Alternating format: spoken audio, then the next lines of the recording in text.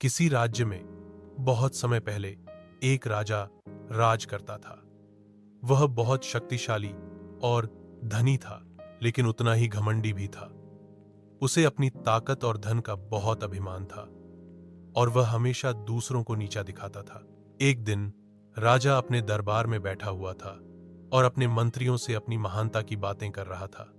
तभी एक बूढ़ा दरबारी उठा और बोला, महाराज, घमंड अच्छी बात नहीं है। यह मनुष्य को अंधा बना देता है और उसे सच्चाई से दूर कर देता है।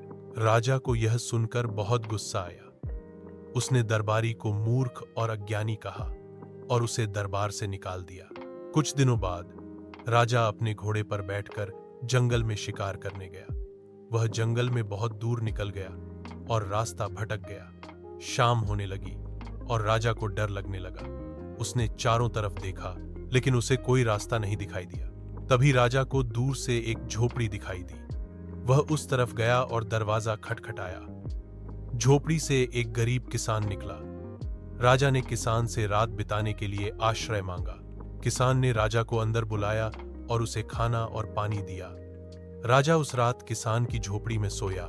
सुबह जब राजा उठा तो उसने किसान से पूछा कि वह उसे वापस राज्य तक पहुंचाने में मदद कर सकता है। किसान ने कहा कि वह राजा को रास्ता दिखा देगा।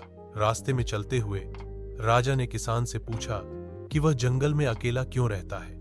किसान ने कहा कि वह एक गरीब आदमी है और उसके पास महल में रहने के लिए धन नहीं है। राजा को किसान की बात सुनकर बहुत दुख हुआ। उसे अपनी गलती का एहसास हुआ कि उसने हमेशा गरीबों और कमजोरों को नीचा दिखाया है। जब राजा वापस अपने राज्य में पहुंचा तो उसने दरबारियों को बुलाया और उस बूढ़े दरबारी को वापस लाने का आदेश दिया, जिसे उसने निकाल दी।